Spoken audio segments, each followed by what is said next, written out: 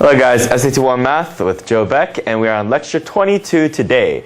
So we are going over the special types of problems. Just overall, they're special problems, right? And it's part 1. Today it will be averages, medians, and modes. Okay? So, we've seen a lot of these before, just like in our lives as well as, early on in school, we see a lot of average, median, mode. It is important, very vital for the SAT1 Math as well. So first of all, let's check out this lame cartoon like I always have, right? So the kid is looking at a bunch of numbers and he's like downloading answer that is like estimated time remaining 4 minutes and 14 seconds. To be honest, this doesn't have that much to do with what we're talking about today. So it's kind of funny, right? He estimates time and it's like how we figure it out in some way.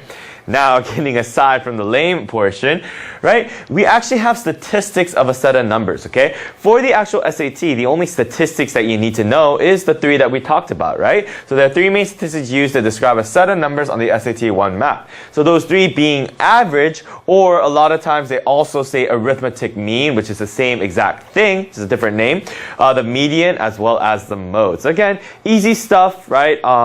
However, very, very important as well.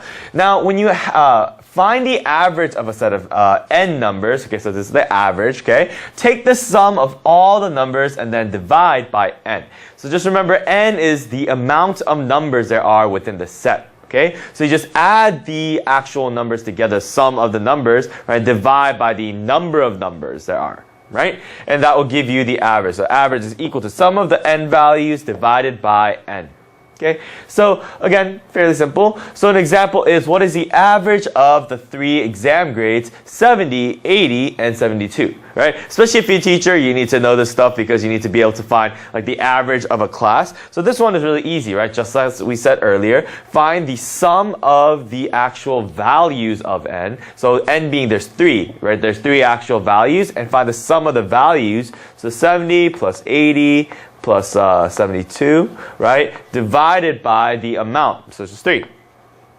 Is equal to 222 divided by 3, right? And then if we take the sum of all of that, we just get 74.